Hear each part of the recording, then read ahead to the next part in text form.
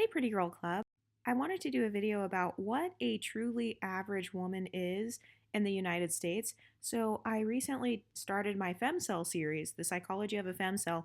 And one thing I've noticed is that one of the humbling tactics that femcells will give to us pretty privileged women is they will try to say things like, oh, well, you're just average, or you're just regular, or you're not pretty, you're just mixed, or you're not pretty, you're just light skinned. Okay, well, let's go ahead and finally settle what an actual average woman is. So, according to stats, the average woman in the United States is 5'4" and 170 pounds. The average dress size for a woman in the US is a size 16 to 18. So, if you are below a size 16 dress, according to statistics, you are technically above average in terms of your body. So for the people saying, oh, well, so and so person is average or this and that celebrity are average, no, the only people who say that are people who ignore people in everyday life. Even when it comes to, like, let's say the male gaze, for example, a lot of people in general, they overlook average people. You know how some men, they'll be like, oh, well, she's not even that pretty. She's just average. No, she looks like the average model, is what he's trying to say. She looks like the average celebrity. So even the average celebrity, though, if they were walking around in everyday life, they would be receiving a lot of pretty privilege. The average dress size of a model is a size 6 and below, and they are tall on average.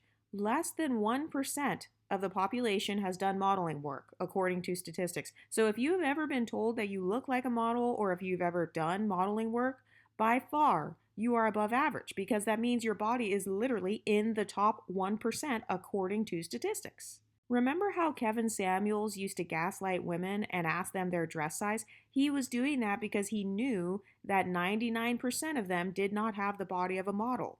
And he was using that to try to take them down a notch. That's why he would say, well, what's your dress size? Because he knew that only 1% of the population actually has the body of like what you would see in a modeling campaign.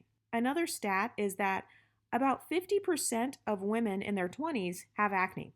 So if you're in your 20s with no acne, you are technically above average in terms of your skin. Did you know that also the most common body shape is a rectangle? No, it's not an hourglass, not a Coke bottle. No, it's not having big boobs. It's a rectangle, which means that if you get big, like a size 16 on average, it's a refrigerator. So it is safe for me to say at this point that the average woman in the United States is a refrigerator according to statistics. So if you are not shaped like a refrigerator, you are technically above average. And then in terms of the hourglass body shape, only 8% of women have a natural hourglass body shape, like with the small waist and stuff, and with kind of the larger hips and boobs. I've noticed that a lot of men in general, they are kind of expecting these things from women. But the women that the average men notice are not average. And also, the women that the average femcells try to attack, those women are not average. Usually, the only reason that a basic Betty is even noticing you or attacking you is because you have a quality that is considered above average. My theory on this is that when it comes to pretty privilege, that if you're receiving pretty privilege, you're probably in about maybe the top 10%, I would say. That's just my theory. I don't have anything to back that up. Also, let's say a person has a bias in favor of curly hair. Only 17% of women in the United States have curly hair, according to stats. So let's say a man has a preference for curly hair. This is a very male-centered video and a very male-centered conversation, but femcells are male-centered, so that's the only reason I'm talking about it. But if a man has a preference for curly hair, guess what? There's an 83% chance that he's not getting it because only 17% of women in America have curly hair. The majority of women have some other hair texture. It could be wavy, it could be straight, it could be kinky. Also, according to CBS, 56% of adult women have kids right now in the US. So, yes, the birth rates are falling, but still, the average adult woman in the US has at least one child. So, if a man is on a dating app and he matches with a girl, there is a 56% chance that she will have at least one child. So, if you're a woman with no children, you're actually in the minority.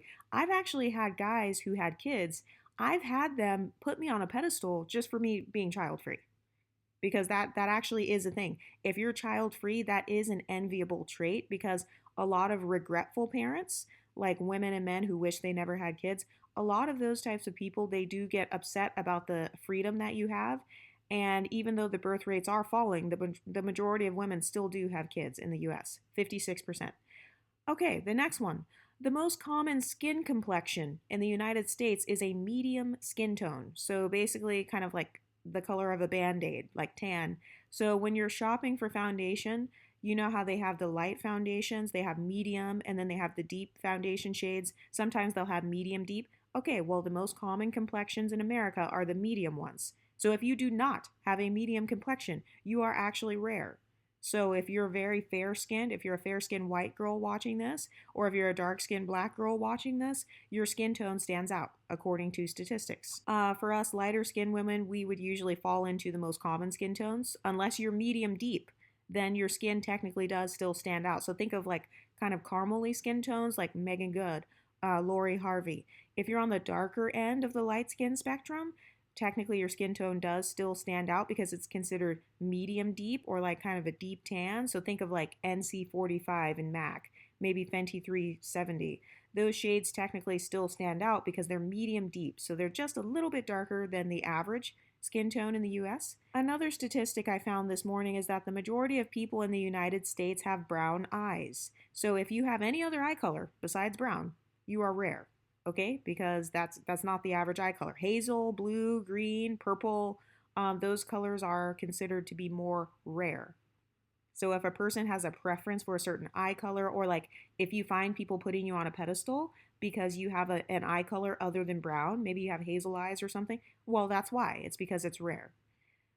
The average breast size of a woman in the US is a 34 double D. So that makes sense because the average dress size is like a 16 to 18. So it would make sense that the average woman in the US would have like a larger chest. So now let's get into the stats for women over the age of 30.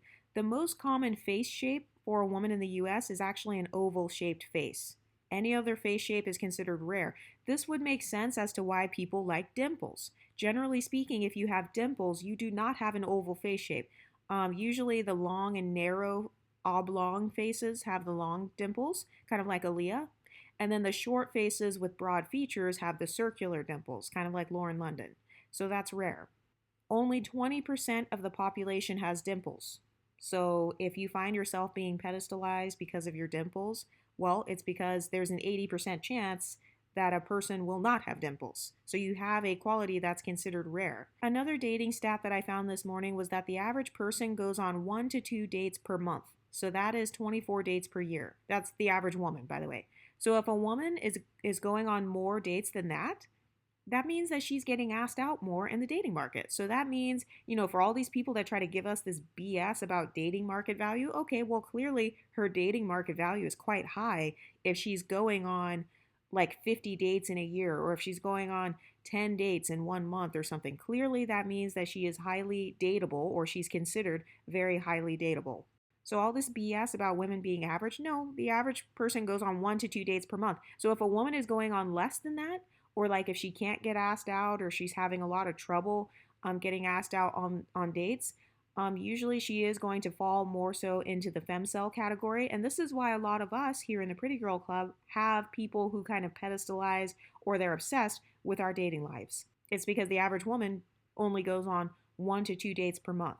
So that's like 1 date every 2 weeks, maybe at the most. So if you're getting asked out on more dates than that, if you're going on more meetups than that, if you're going on a date once a week, you are considered to be way above average. Also, the average woman in America has graduated from college while the average man has not. So that's interesting. A lot of people in the kind of the feminism space on YouTube have been talking about how women tend to be more educated than men. And that makes sense. It's because college enrollment is majority women. Like, if you're in college right now, you may notice that in every class you're in, there are more women in the class versus men. Also, the average body count for a woman ages 30 to 34 is 19 to 25 sex partners. Okay, so if you have a lower number than that, you have technically like a low body count. So all these people trying to gaslight you, the people online who are like, oh, if she has more than 2 ex partners, then that means like she can't pair bond and she's like a hoe basically. Okay, well then I guess the average woman in America, you might as well become a passport bro then, because The average woman in America has a lot more ex partners. In fact, for the passport bros, they're actually screwed. I feel like a lot of those guys just do sex tourism because if the average body count in America for women with rights is 19 to 25, imagine countries that are like third world countries where the women have way less rights and where they can't really give consent, or countries where the women are extremely poor. So imagine what their history is like in that area. Anyway, do you fall into any of these categories? Have you realized that you're actually well above average? What do you ladies think? Let me know in the comments section and I'll talk to you next time. Stay pretty, ladies.